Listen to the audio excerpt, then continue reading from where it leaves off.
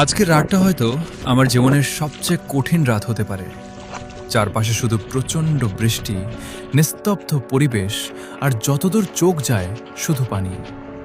এই ভয়ঙ্কর পরিস্থিতিতে নিজের হাতে বানানো ছোট্ট নৌকাটাই আজ আমার একমাত্র ভরসা। সঙ্গে আছে শুধু আমার দুই বিশ্বস্ত সঙ্গী, আমার দুইটা কুকুর। দেখি পুরো একটা দিন আর একটা রাত আমি এখানে টিকে থাকতে পারি কিনা। আমার দুইটা কুকুরকে নিয়ে যাত্রা শুরু করলাম।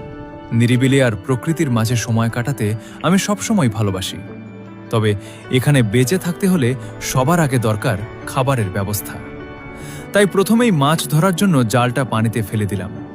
পুরো জালটা সুন্দরভাবে ছড়িয়ে দুই পাশে খুঁটির সঙ্গে বেঁধে রাখলাম, যাতে স্রোতে ভেসে না যায়।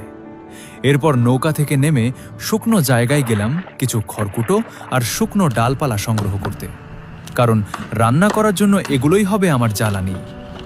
আশেপাশে থাকা অপ্রয়োজনীয় কিছু গাছপালা কেটে নিলাম, পাশাপাশি কয়েকটা ছোট চারা গাছও তুলে নিলাম। হয়তো ভাবছেন এই চারাগুলো কেন নিচ্ছে? কারণ এই পুরো এলাকা জুড়ে আমি গাছ লাগিয়ে দেব। এখন সব পানির নিচে থাকলেও পানি কমে গেলে এই গাছগুলো ধীরে ধীরে বড় হবে।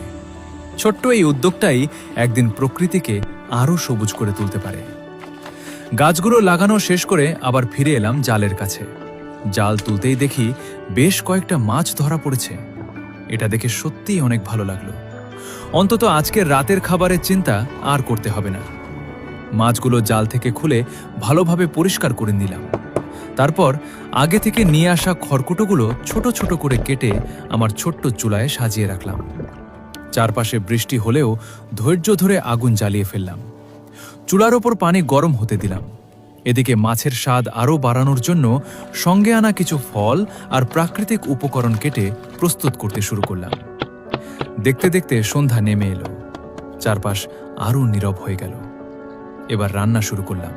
প্রথমে মাছগুলো হালকা করে ভেজে নিলাম, তারপর প্রয়োজনীয় মশলা দিয়ে ধীরে ধীরে রান্না করলাম। কিছুক্ষণ পর রান্না শেষ হলো। সারাদিনের পরিশ্রমের পর গরম গরম সেই খাবারের স্বাদ সত্যিই অন্যরকম ছিল। আমার সঙ্গে আমার দুটা কুকুরও পেট ভরে খেয়ে নিল। কাজ করতে করতে কখন যে পুরো দিনটা শেষ হয়ে গেল বুঝতেই পারলাম না।